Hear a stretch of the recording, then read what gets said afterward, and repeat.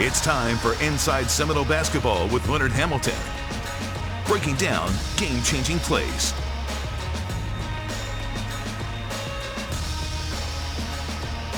Momentum-shifting moves. Can't-miss matchups. The inside scoop on the team and what's next for the Noles as they look to make another tournament run. It's a side of FSU hoops you'll only find on ABC 27.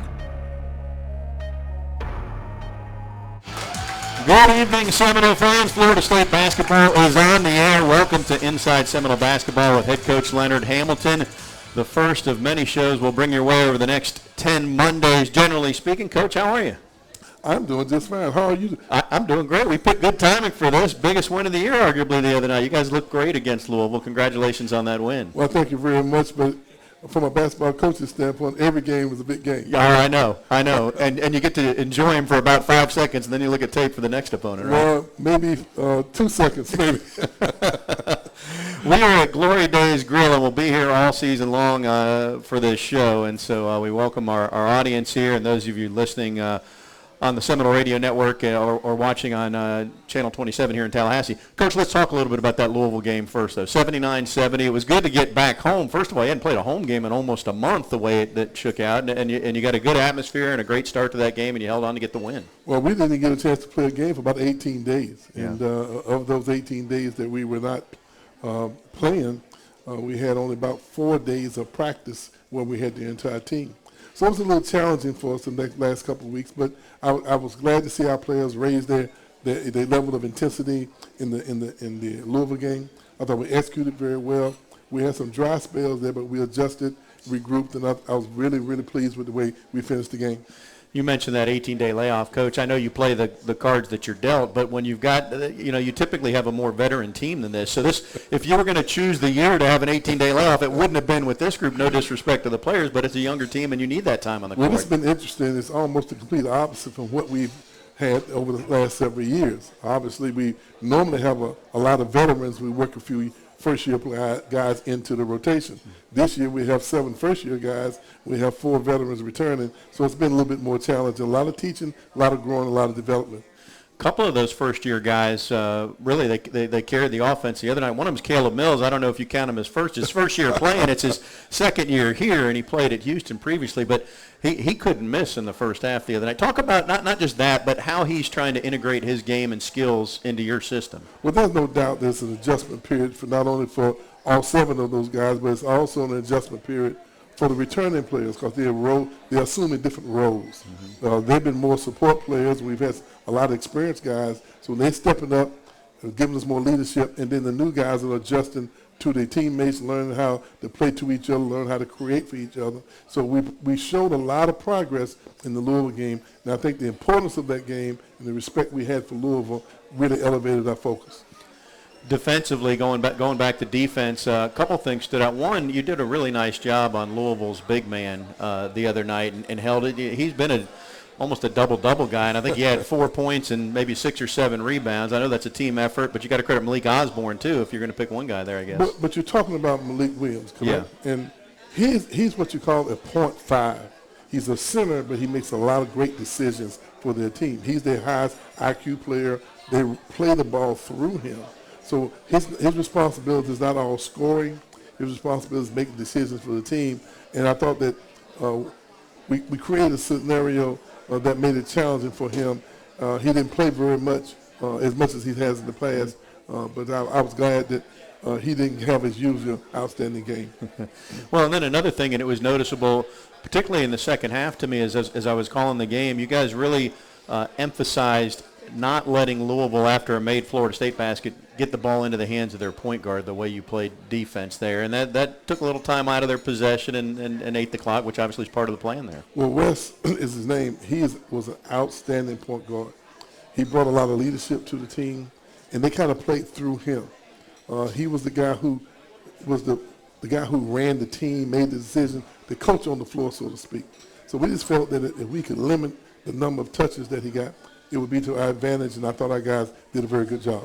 79-70, the final score. Florida State gets the win over Louisville. We've got a lot of basketball conversation coming up. The other newcomer I was going to ask you about, and we'll talk more about it, but Matthew Cleveland matched his career high with 17 points the other night. There's no doubt that he played a very big part in the victory against Louisville. He had 17 points, and that three-pointer he hit as the clock was running down really, really was special. Just the way you draw that one up, right? Give me credit. I'll give you all the credit. My play. Florida State Athletics would like to thank Glory Days Grill in Tallahassee for their support of Seminole Athletics. Glory Days Tallahassee, the home of Inside Seminole Basketball. Tom Block with Coach Leonard Hamilton. We are just getting started. Keep it right here on the Seminole Sports Network from Learfield.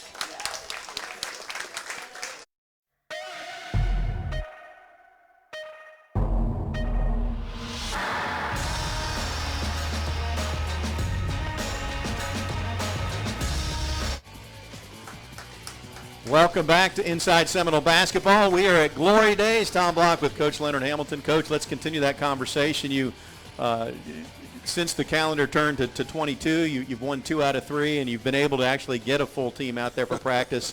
What do you like about what you've seen so far? I mean, we're only 10 days into January, but since you've come back from the holiday break and the COVID pause. Well, Tom, I love our attitude.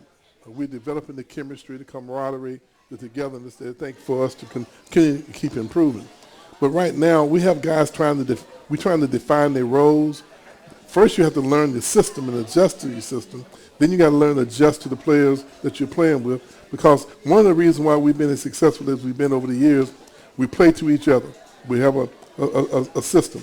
We want to defend. We want to play hard. We want to play unselfish. We have a defensive system that we feel comfortable with. We have an offensive system that we feel comfortable with.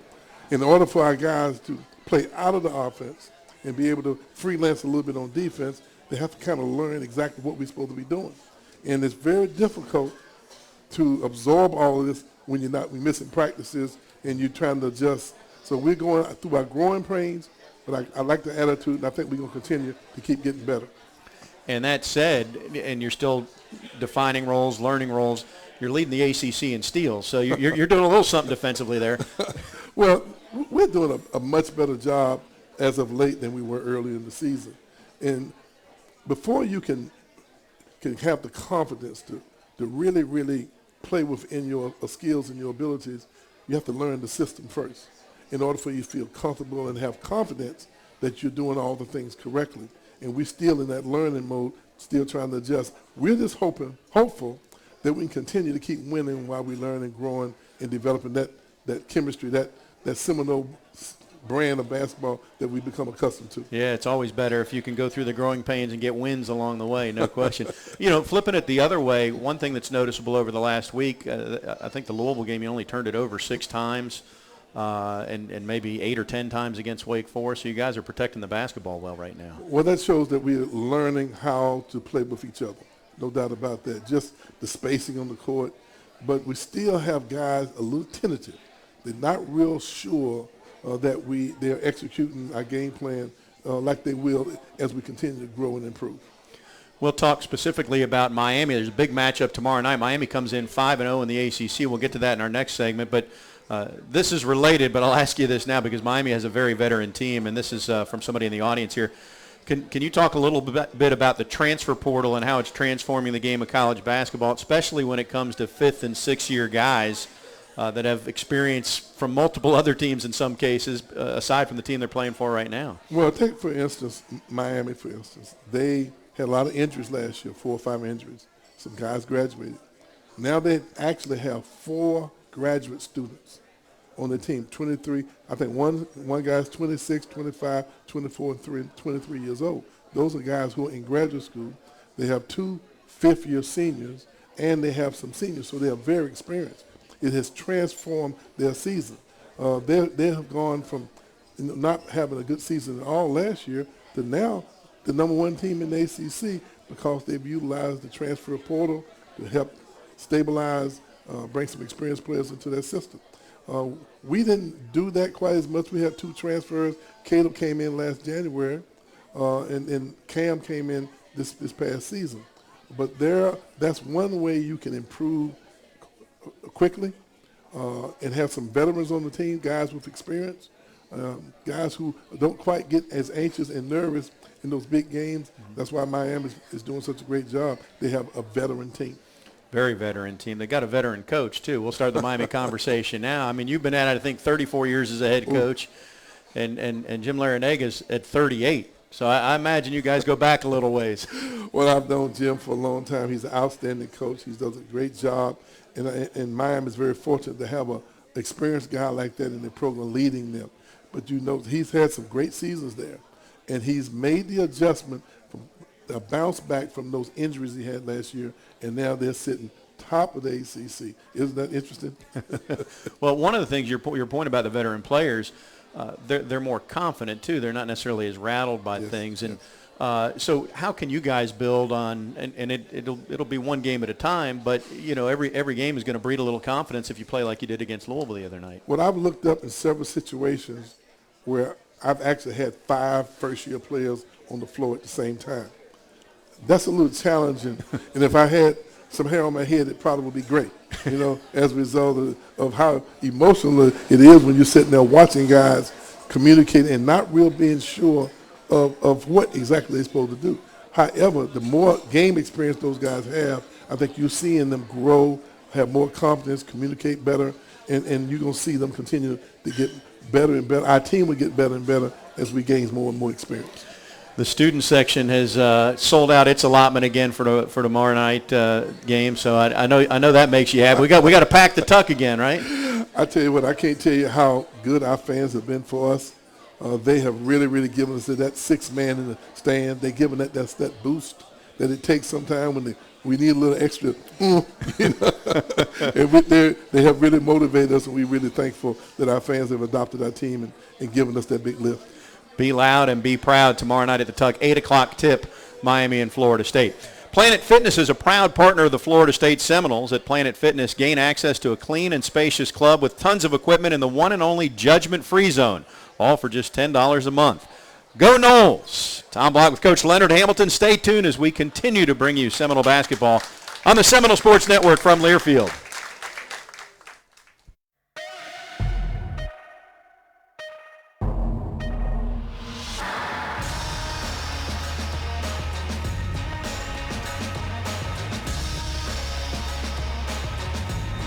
Tom Block and Coach Leonard Hamilton. Noles getting set for a big game against Miami tomorrow night. Glad you're here. We got a great crowd at Glory Days, and a member of the audience tonight has a question for Coach Hamilton. So fire away. Welcome.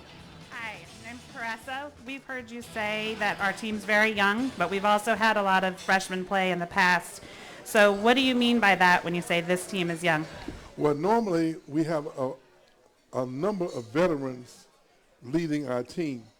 More veterans than we have new players coming in. When you think back, we had as far back as Malik Beasley. He was a freshman, and then the next year we had Jonathan Isaac. He came in, and I think there was Patrick Williams. No, it was Devin Vassell. He was the only freshman that was integrated into our system. And then it was Patrick Williams, and now it was Scotty Barnes. And so we had always had a veteran team to lead those freshmen. Now it's reversed. We have 7 first-year players. We only have 4 veterans that are really playing. So the leadership is different. The adjustment for our players is a little different. But these young guys are getting a lot of experience now. And hopefully, if we can just continue to keep winning while we're going in development, we might be a tough out for somebody come February. Thank you so much for your question. We appreciate it, Coach. This game on Tuesday, I'm going to ask you about one of the few veterans. I know you got more newcomers, but for Malik Osborne, this is going to be the 100th game of his collegiate basketball career. I think that counts his time at Rice as well. But he really has been a leader on and off the court for your team. There's no doubt. We are so proud of Malik and the progress he's made. Unfortunately, he has not practiced since before the Wake Forest game. He had a turned ankle, and we've been kind of nursing it and treating it, and so he hasn't got very much on the court time at all. He played only in the half court in practice today, and so we're anxious for him to get back 100%. But he's been involved with student committees on campus. He's been on a lot of committees working with the president. He's given us great leadership. He We think he's going to be a television announcer, maybe a radio announcer. How about that? He's going to be sitting right here someday is what I hear you saying. when he gets through, but no, we're very proud of him. He's given us great leadership and a tremendous amount of effort, and we're very proud of how he's developed on and off the court. He may not be 100% right now, but that free throw stroke still looks pretty good. About 83%, I believe. Do you take the credit for that one too? No, I'm going to have to give my assistants. I have a great staff, Stan Jones and C.Y. Young and Steve Smith. Coach Brad is working in the weight room. We have a great staff, and those guys have been with me a long time, and we're doing a lot of development with our young people, and shooting good free throws is one of them. Hey, along those lines, and this ties into the whole theme of the conversation this segment, in terms of just being more consistent in flow, but you've commented often that this team is a better shooting team maybe than what we've seen so far, both at the line and beyond the three-point arc. Well, there's no doubt that we're a pretty good shooting team, and we shoot extremely well in practices. But that just shows a little bit more about the development of a team. When you first get started, it's that mental maturity that allows you to be relaxed when you step up to that free throw line. But when you're just coming into this level of basketball, and you have everybody screaming and hollering at you where you're home, sometimes they lift you up at home, there's a little uncertainty that goes on with the development. We look at a kid and we marvel sometimes as how they develop physically, but you have just as much of a challenge developing mentally and emotionally that allows you to use your physical God-given gifts. And so sometimes we in that growing mode. You're going to see them become more relaxed. Our free throw shooting will improve, and our three-point shooting will improve, and the more relaxed they become as a result of gaining experience from playing. Along those lines, and I asked you about Cleveland, but I thought Jalen Worley, he's made 3 of his last 5 threes for the last few games. How are they, now that you're 13 games in, I know they've grown, I know they have a lot of room for growth, but what have you seen from those 2 in particular? Those guys are now more relaxed. They're reacting instead of thinking. When you're learning and adjusting early on, you're really thinking about exactly what I'm supposed to do. Now their instincts are taking over, and they're doing a much better job reacting and feeling more comfortable. And I think you see them being more relaxed, and they are more fluid than they were early in the season. But we've also seen some good things from Naheem McLeod when he's gotten an opportunity out there. I mean, you can see that he's got some skill to go with that 7'4" frame. Well, there's no doubt that he is the typical big man that we've had over the years. Ojo, Chris Kamaji, Fiondu Kapengele, all the way back to Bojanowski, Michael Ojo. He's of that mode, but he's been a little slow coming. There's no doubt that you see his potential. And he's just not quite as relaxed. He's a little apprehensive, been a little tentative. But now I think you've seen him, it might not be the right word, growing up. Can somebody grow up when they're 6'4", 7'4"? But he's growing up. You're asking the wrong guy. He's growing up from a skill standpoint right in front of our eyes. And I think he's going to have a great career at Florida State. Yeah, it's good to see. He looked more comfortable out there. And I guess that's what it is. That goes back to the point. I mean, the only way you get experience, you got to play games, right? Well, you can gain experience in practice as well.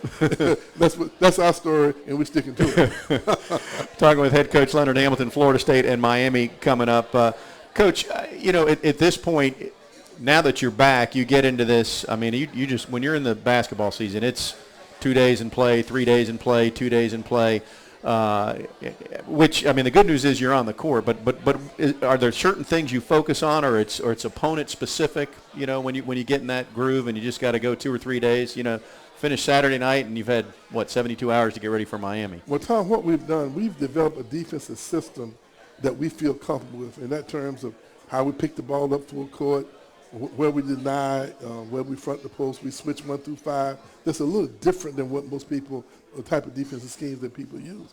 Offensively, we want to try to score in 6 seconds. If we don't, we try to make 230 passes. We're moving the ball, we're moving our bodies, and we're giving them a certain amount of freedom to react to what the defense gives us. But it takes a while to know each other, know the strengths and weaknesses of your teammates. And then from a defensive standpoint, there are certain things we do that your teammates have to cover your back in case you make a mistake. Mm-hmm. It just takes a while to develop those instincts and learn how to play together. And we're still in the learning mode, but we're getting better.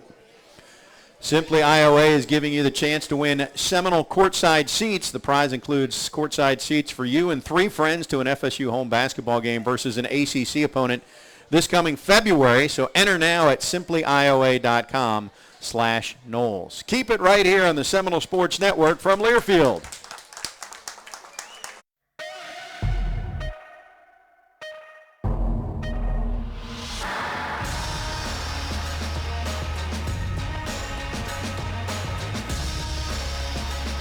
And welcome back to Glory Days Grill. Tom Block alongside head coach Leonard Hamilton. Coach, the diehards probably know this answer by now, but the moniker for this program or this team of late has been the New Bloods. Oh, my goodness. Give us the backstory here. I mean, when you were sitting around, who's the first one that is this CY or where does it come from? Well, CY is the creative guy on the staff. He's energetic. He's like the Energizer Bunny. But whenever you are in a conference that's as well respected as the ACC, and you have so many successful, rich traditional programs, and Florida State just joined the league in the 90s. Now, what does that mean? When Florida State was in the Dixie Conference, the other schools were in the ACC. We were in the Metro with the ACC, so we've changed around, and then we were independent for a while. So there's a lot of rich tradition. So we had a problem cracking the upper echelon. Now, basketball-wise, we've improved where we're in that top tier of the programs the last 10 years, but we were still trying to find our own identity with some of the rich traditional programs who've been successful for 85, 90 years. So we came up with the phrase, New Blood, to give us our own identity, and it's kind of caught on. Our players like it. They feel proud about it, and they really utilize that to motivate themselves. So we might not be a blue blood yet, but we are New Bloods, and we corner our own little corner of tradition in the ACC to ourselves. Well, and Saturday night it was New Bloods over Blue Bloods at the Tucker Center. This is a big topic, and it's all about college athletics. But NIL, those are those 3 initials that we've heard a lot about since July 1 of this year, name, image, and likeness. How is it or how do you see it affecting college basketball and specifically your program as we go forward? Well, as the rules state now, it's extremely challenging because every state has kind of their own little twist on what they allow their in-state schools to do from that standpoint. In the state of Florida, we can't really get that involved from a coaching standpoint. Some states allow the coaches and the administration to be involved. Mm-hmm. But it's changed in the landscape because, that's an added incentive. It doesn't have anything about the school, the academics. That's a whole nother element that I'm anxious to see whether or not the powers to be would give us a little bit better idea of how we're going to govern this scenario. I'm kind of waiting to see how it's going to develop. Is it going to have a positive effect on college athletics? Is it going to have a negative effect on college athletics? I just know it's going to play a major part, and I think our school is just trying to figure some things out. Some schools are a little further along than others. Some programs are, and you have to kind of wait and see how this is going to affect the landscape of college athletics. I do have some concerns. I don't want to poo-poo it, but I just want to make sure that we watch it and make sure that we're in the right space at the right time. Well, to your point, consistency is key. I mean, it's not a level playing field is what you're saying. If the officials called fouls one way when one team had the ball and a different way when they had it, well, don't comment on that. I want to ask you about the officials. Well, maybe that's a bad. I have a lot I would like to say, yeah, but I think I've done it not. Yeah, that's why I said I shouldn't have used officials as the example there. Coach, we've seen you do this, and you wore it earlier this year, but I believe tomorrow night you're going to be wearing the turquoise Nike N7 uniforms. Give us the backstory on that a little bit for those who may not know, and they flip through and they say, why is FSU wearing turquoise uniforms tonight? Well, the Florida State has had an outstanding relationship with the Seminole tribes.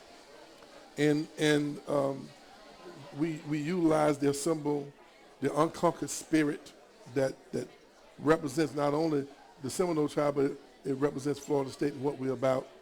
And we wanted to do something to honor them, to show them the proper respect of how much we appreciate the relationship and the association that we've had over the years.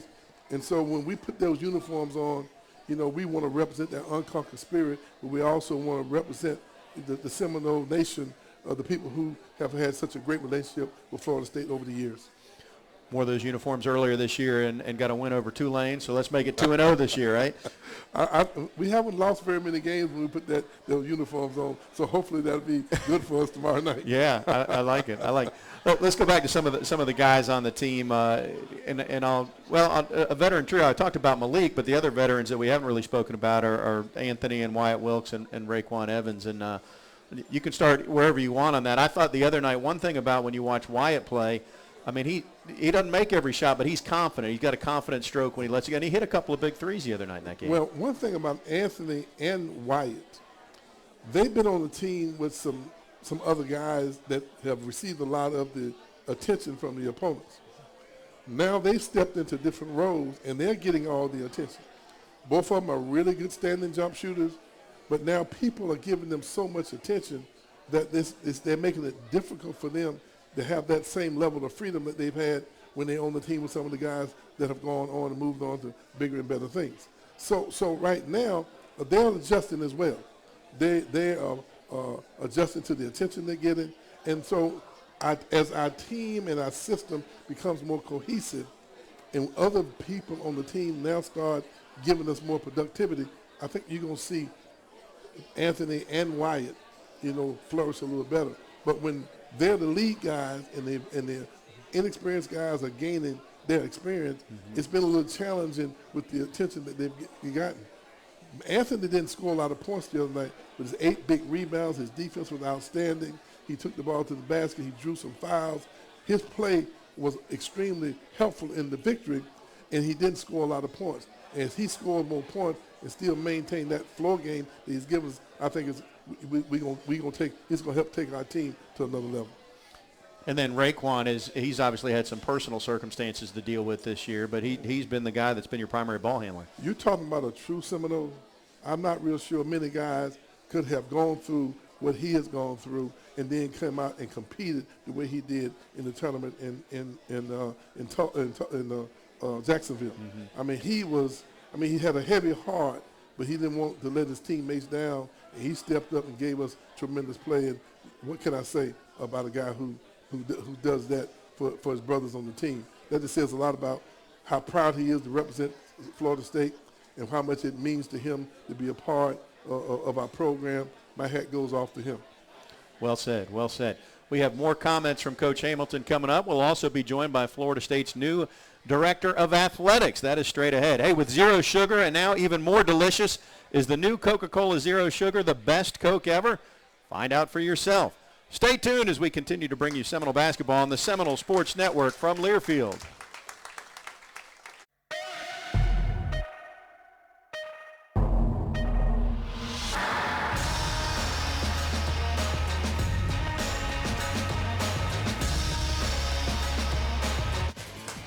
Welcome back. Good to see Nole fans in the house. Want to see you in the house at the Tucker Center tomorrow night, Florida State and Miami. Coach Leonard Hamilton will rejoin us momentarily. But we're really pleased to be joined by Florida State's new Director of Athletics, who's a familiar face because you've actually had dual roles now. You're still involved at Seminole Boosters. Mike Walford joins us. How are you, sir? I'm doing excellent, Tom. How are you doing tonight? I'm doing great. It's good to see you. Thanks for having me on.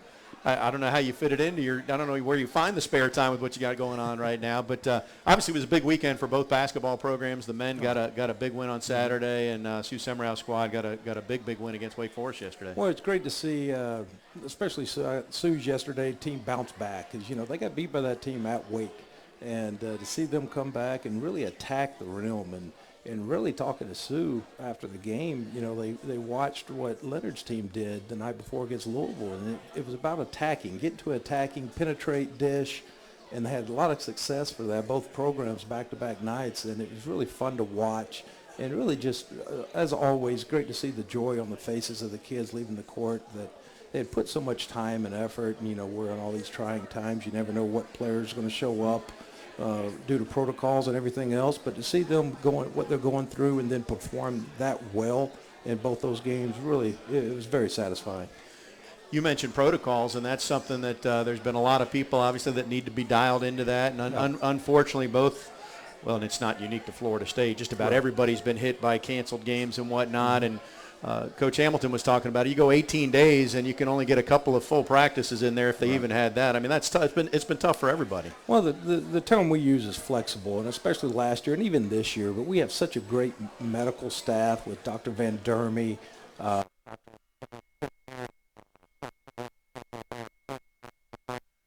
who runs all of our tests. Him and his staff test all of our student athletes. They've done a good job of keeping us informed and keeping our student athletes healthy, safe. And that's what it's all about. We're always going to lean to our doctor's advice, but, I feel for our coaches because every day you go to them and go, so-and-so's available, so-and-so's not available, and they never know how to put a game plan together or even who they're traveling with that week or going on the road. So it really makes it tough for them, but they've adapted and they've persevered, and we're going out and playing well right now. By the way, speaking of rescheduling games, Florida State lost an ACC game that was to be played at Boston College between Christmas and New Year's. The league just announced today that game has been rescheduled for February 21st, which is a Monday, which means that's the lone week that Inside Seminole basketball will come your way on a Tuesday night that week, February 22nd. I got to ask you, so I know you played college baseball. You got volleyball all in the family.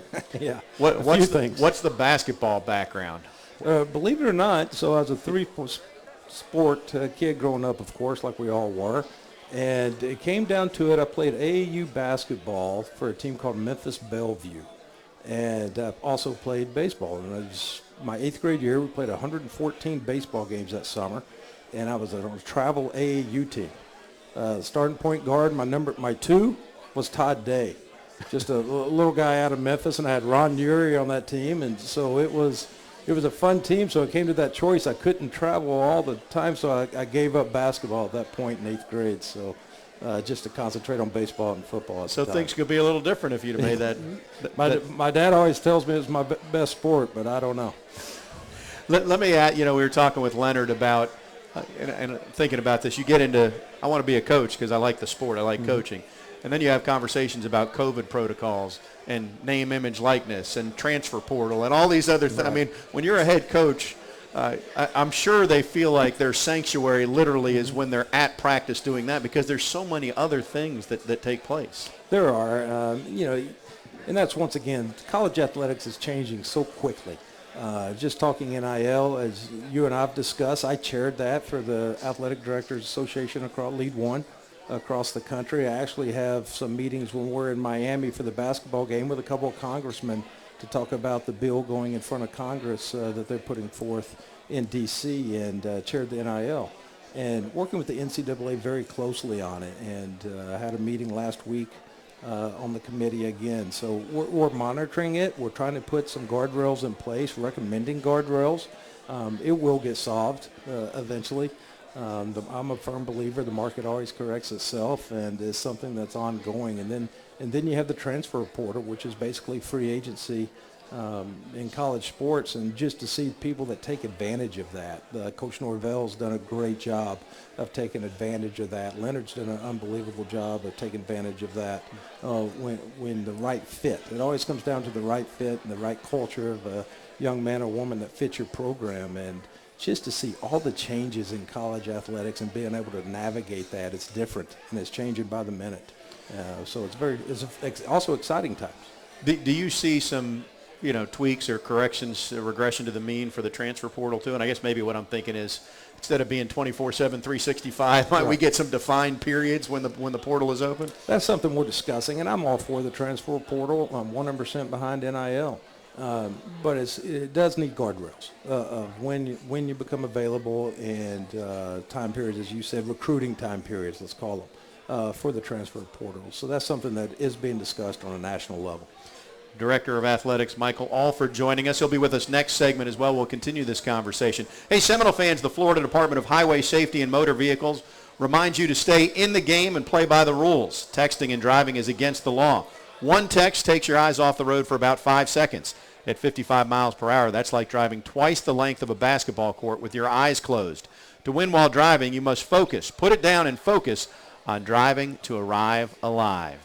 We'll have more from Glory Days as Inside Seminole Basketball with head coach Leonard Hamilton continues. Keep it right here on the Seminole Sports Network from Learfield.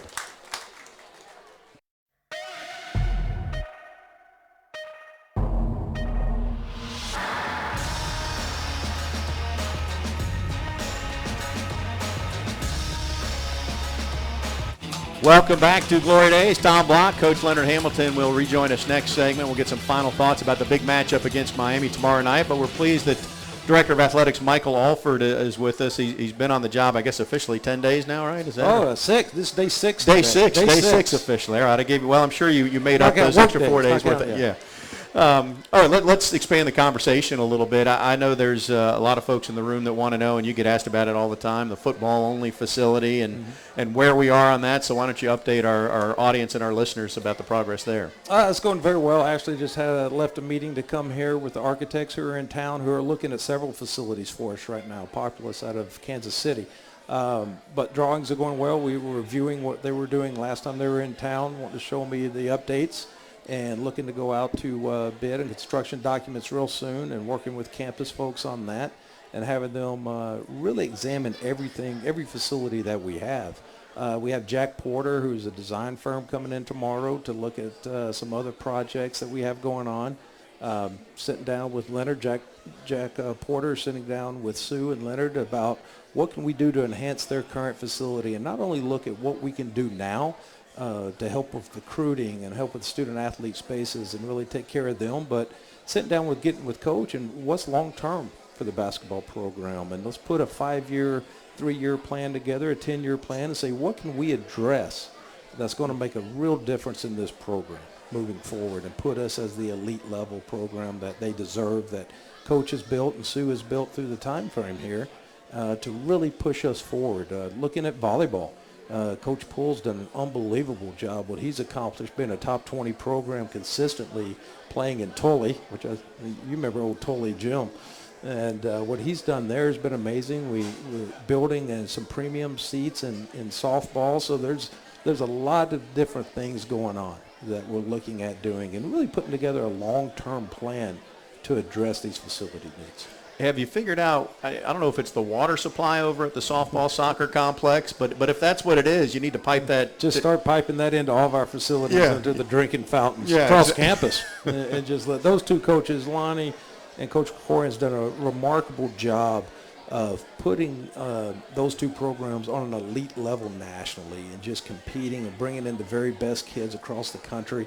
And that's something all of our sports. You go sport by sport, what Meet's doing. I saw we're preseason 12-15 in baseball, and I don't think the softball polls have come out yet, but I did see that today. And just looking from sport by sport, all 20 sports, it's amazing the great coaches we have and how they represent Florida State, but more importantly, how much they care about the success and well-being of our student athletes. We have a 3.3 GPA as an organization, as a department, which is higher than the student body. We graduated 85% rate, and it's just truly amazing to watch what these young men and women do on a daily basis. But it's all shaped by our coaching staffs and what they invest, the core values they put into the programs, and they really care 100% about, and us as administration, about making sure those young men and women graduate and have success while they're here and leave this campus with a championship ring on their other hand. And there's a lot of longevity in those coaching staffs, too. A lot of people have been here for a while. You know, the spring sports season is getting underway, and so there's tennis and golf. You mentioned baseball and softball, track. So it's about to be busy time again. Does an unbelievable job over at track. I just go and watch him run. I don't run with him. He does a phenomenal job. And like I said, all of our coaches are just really Brooke, we got beach volleyball. She's one of the best coaches, if not the best coach in the country. And what she's been able to do on the beach volleyball scene and continuously compete for national championships year in, year out. It's just fun to watch. One of the things, we'll wrap up here shortly, but you know, Leonard's talking about growth on the court, and you got to get playing time to mature. But I would imagine in your role that one of the real joys is watching just the growth and development as a human being for somebody that comes in. You're happy to see them successful in their sport, but there's so much else. I mean, these are real people. Yeah. We watch them play TV Correct. and we think of them as numbers or stars, but these are humans. And that's why we're in this business. You know, I grew up the son of a college football coach and was fortunate enough to play at the Division I level. My wife played at the Division I level. 2 kids, 2 of my daughters, I have 3, played at the Division I level, 1 still in high school. But to watch the growth and go back and see the impact that our coaches had on us and how it shaped our lives and how the administration that we dealt with shaped who we became as a person later is why you want to have those relationships with the young men and women right now. It's really about pouring into them, giving them the resources to compete nationally, giving them the resources to perform academically, and then letting the core values of the university, the community of Tallahassee, and our coaching staffs really shape who they become long term, and watch that growth from a freshman to a senior is just truly amazing to see how they grow every year. Congratulations on your new role, and I'll see you tomorrow night at the Tuck. Thank you. Looking forward to being there. Let's pack the Tuck and be loud as the Hurricanes come to town. Exactly right. Our Director of Athletics, Michael Walford. Farm Bureau Insurance is giving you and 3 friends the chance to win courtside seats when the Noles take on NC State on March 5th. The prize includes courtside seats, a one-night hotel stay, and Noles gear. Enter at nolescontest.com today. Leonard Hamilton comes back with some final thoughts about tomorrow night's big matchup. Stay tuned as we continue to bring you Seminole basketball right here on the Seminole Sports Network from Learfield.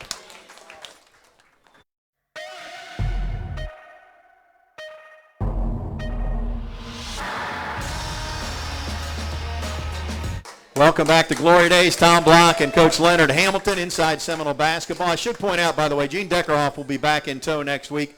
He is in isolation but doing fine, so he will be back soon as we continue. Seminole Athletics would like to thank ViStar Credit Union for their support of FSU Hoops. ViStar, do good, bank better.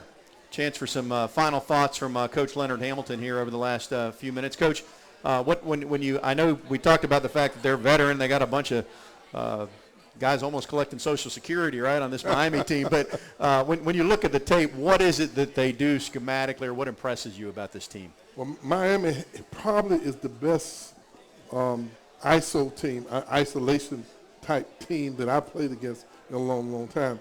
They do a lot of one-on-one, off the bounce, attacking the basket off the dribble, and they do an excellent job of creating three-point shots off the dribble. Normally, guys are good catch and shoot three-pointers, but shooters. But in this case, they can be dribbling the ball between the legs, behind the back, and then they can just jump up and knock down a three, what we call a surprise birthday shot. You know, most guys don't do that. So they are a hard team to defend because of their schemes, and Coach Larinaga has developed a system that plays to the strength of his players. I know you don't pay attention to this, I guess, but you have had success against this Miami team over the years. But you can't carry last game around into this game, I guess, what you're going to tell me. How much success have we had against them? Tell me what it is. I think we've won 7 in a row, I believe. And I think that. See, I teed you up and you knew it. Yeah, but I do think that that's what's going to motivate them. No one wants to lose 8 straight times to anybody. And now you have a veteran team, graduate students, guys who feel like they want to get that mark off them, so you can expect their 100% effort tomorrow night. Now, what we need, our fans have been so good for us. They get behind us, and anytime we need that little extra boost, they're giving it to us. Make sure you tell all our fans we're appreciative, but we might need them to show up a little early tomorrow night and help us out a little bit, because it's going to be one of those type of games. No question. Well, it's 8 o'clock tip, so fans have time to get there and get dinner and get to the Tuck and pack the thing for a great atmosphere. FSU's won 26 of its last 27 ACC home games. And, I didn't mention it when we were talking with Director Walford, but 82 out of the last 87 at home with the Tuck. So we got to make that 83 out of 88 tomorrow. You saying what? That we won that many? I didn't know that. I'm sure. But it comes down to how you execute and how you play. So how do you build on what you did the other night against Louisville? Well, one thing, our staff does a great job. Stan and Jones, he's been with me 26 years now. See why I recruited out of high school. That's how old I am. And Steve Smith does a great job. These guys really, really work with our guys and know when the game's on line. I thought they execute very well. But this is a different team that we have than what we've had in the past. So our guys are going to have to play beyond the years, play for a little bit more maturity. We got to be connected a little bit more together. But I like this team, and